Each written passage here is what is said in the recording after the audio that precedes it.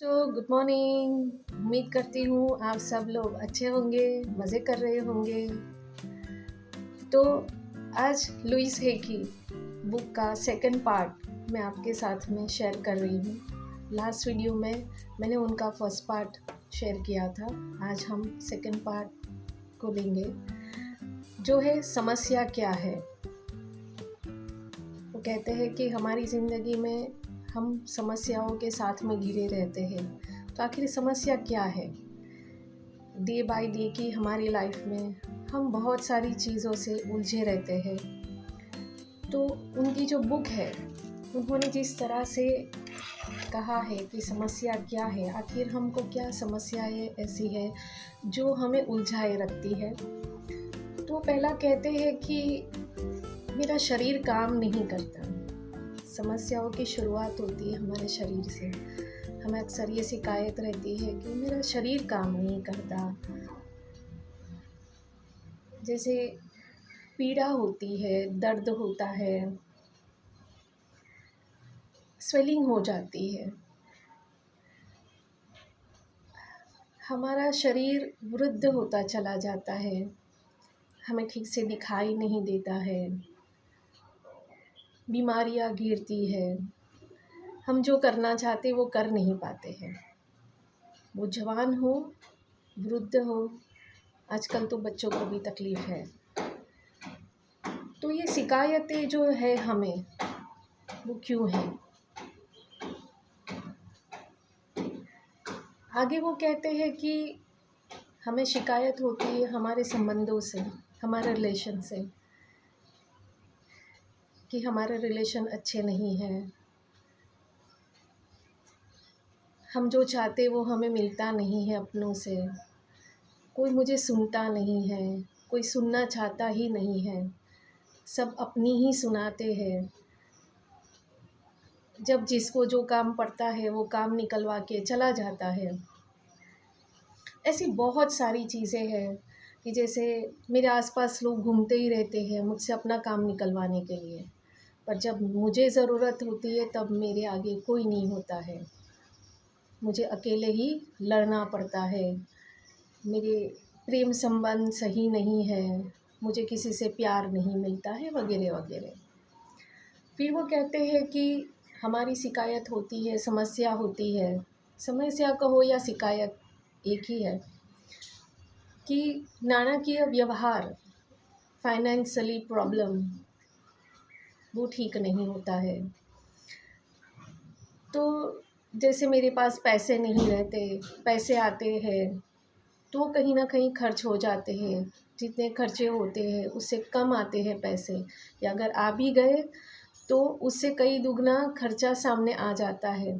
जैसे पैसे तो आते हैं जाने के लिए ही, पैसे जमा नहीं कर पाते, हमारे बिल बहुत बड़े आते हैं, हमें कर्जा होता है, वगैरह वगैरह। फिर वो कहते हैं कि समस्या और भी आगे बढ़ती है, जैसे कि मेरी ज़िंदगी काम करना ही बंद कर दिया है। मेरी ज़िंदगी ने जैसे काम करना ही बंद कर दिया है। इतनी सारी समस्याओं से हम घिरे हैं, फिर बाद में हम कहते हैं कि अब तो कुछ नहीं हो सकता है, अब तो बस एंड आ गया लाइफ का, अब कुछ नहीं हो सकता है।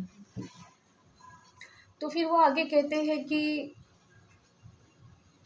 हम और आगे शिकायत करते हैं कि मैं जो करना चाहती हूँ मैं कर नहीं पाती हूँ।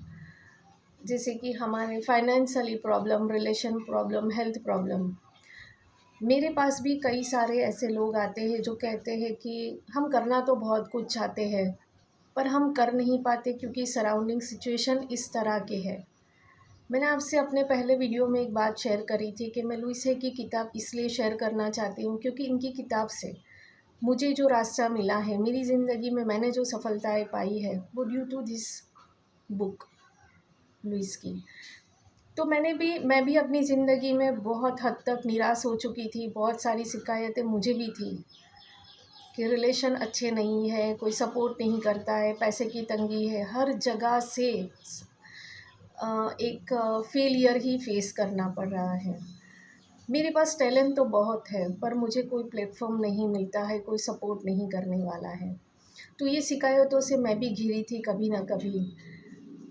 पर जैसे ही मैंने ये सब चीज़ें समझना शुरू करी कि आसपास नहीं है, ये जो भी है वो हमारे अंदर ही है। जैसे कि हम कभी कभी ऐसा भी बोल लेते हैं कि हम तो जैसे वो डोरमेट की तरह है, सब आते हैं, पैर लूछते हैं और चले जाते हैं। ज़्यादातर लोग वही समझते हैं कि भाई मैं तो वो कहते हैं ना कि पब्लिक सार्वजनिक हूँ, जिसका जो मर्ज़ी आया उस हिसाब से कर लिया, या फिर और आगे बोले तो मैं तो मंदिर का घंटा हूँ, जिसकी मर्ज़ी आई बजा लिया। तो वो ये कहते हैं कि हम जाने अनजाने शिकायतों से ही जुड़े घिरे रहते हैं। हम एक ही तरफ हमारी नज़र को लेके जाते हैं, हम दूसरा पहलू देख ही नहीं पाते हैं। जबकि कहते हैं ना कि हर सवाल के साथ जवाब जुड़ा ही होता है, हर समस्या के साथ वो समस्या से निकलने का रास्ता भी होता ही है। कोई एक चीज़ नहीं होती है, जैसे रात होती है तो दिन आता है, दिन आया तो रात होगी ही होगी। सूरज उगा तो वो ढलेगा ज़रूर, पर सूरज ढला तो सूरज उगेगा भी ज़रूर। वो साइकिल कंटिन्यूस चलती रहती है। पर कहीं न कहीं हम इस तरह से उलझ जाते हैं हमारी ज़िंदगी की समस्याओं में कि हम वहाँ तक पहुँच ही नहीं पाते। ये वीडियो इसीलिए बना रही हूँ ताकि मैंने काफ़ी लोगों को कहा कि आप ये बुक रीड करो, पर दिमाग की स्थिति ऐसी होती है कि वो अगर एक बार रीड भी करे तो उसको समझ नहीं पाएँगे। तो फिर मैंने सोचा क्यों ना इस तरह से लोगों तक मैं पहुंच सकूं और कहीं ना कहीं वो अपनी समस्याओं से निकल कर कुछ पॉजिटिविटी की तरफ आगे बढ़े, अपनी ज़िंदगी में वो खुशियाँ, वो शांति को महसूस करे, वो हासिल करे जो लुइस अपने इस बुक के माध्यम से कहना चाहते हैं।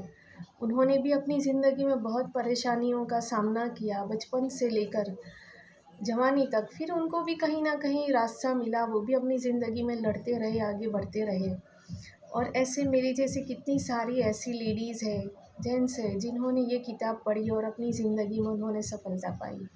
ऐसा नहीं कि ये बुक आप पूरा मैं यहाँ शेयर करूँगी और वहाँ आपकी समस्याएं ख़त्म ही हो जाएगी। पर जैसे जैसे आप इन चीज़ों को समझना शुरू करेंगे, वैसे वैसे आपके सामने रास्ते खुलते जाएंगे, ऐसे लोग जुड़ते जाएंगे जो आपको और आगे लेके जाने में मदद करेंगे। फिर वो कहते हैं कि मेरे पास में जब लोग आते हैं तो मैं कुछ उनको सवाल पूछती हूँ।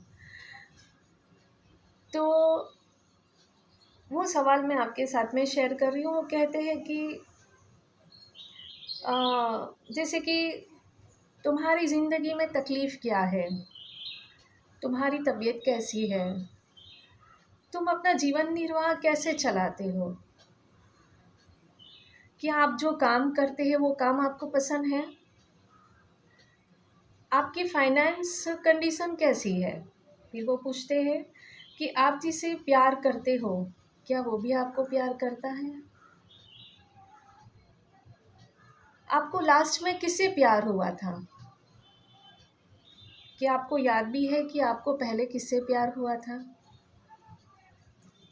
अपने बचपन के बारे में कुछ संक्षिप्त में बताएं, मतलब शॉर्ट में कुछ बताएं।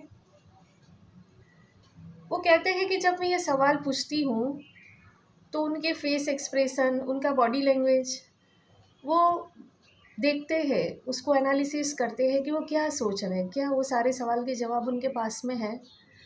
ये सारे सवाल आपने भी सुने, उसको लिखना और अपने आप से ये सवाल करना, आपको क्या जवाब मिलता है, उस पर थोड़ा सा ध्यान ज़रूर देना।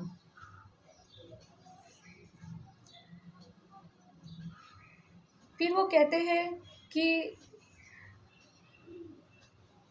जब मैं उनको ये सवालें करती हूँ, अक्सर ऐसा होता है कि उनके पास वो सवाल के जवाब ही नहीं होते, या होते भी हैं तो वो झूठ बोलते हैं, क्योंकि कभी उन्होंने सच का सामना ही नहीं किया या उस तक पहुँचे ही नहीं हैं। अगर मैं आपको ये कहूँ कि आपको पहली बार किससे प्यार हुआ था, तो जवाब नहीं होगा। मेरे पास भी नहीं था, और सच कहूँ तो मेरे पास आज भी वो जवाब नहीं है। मैं कंफ्यूज हो जाती हूँ कि किससे प्यार हुआ था। हाँ, आज जब मैं अपने आप से सवाल करती हूँ कि मुझे पहला प्यार किससे हुआ था, तो मैं बड़ी खुश होकर कहती हूँ मुझे अपने आप से ही प्यार हुआ था। क्योंकि जानती हूँ ऐसा क्यों? क्योंकि अगर मैं अपने आप से प्यार करती ही नहीं तो आज मैं आपके सामने नहीं होती। मैं कई बार लोगों को कहती हूँ कि अपने आप से मैंने बहुत प्यार किया है तभी मैं यहाँ हूँ, नहीं तो मेरे नाम के आगे भी लेट लिखा हुआ होता। मैं आपके सामने हूँ, आपको इस स्थिति से बाहर निकलने की मेरे अंदर है कि आप भी निकलो, अभी खुश हो, अपने आप से प्यार करना शुरू करो।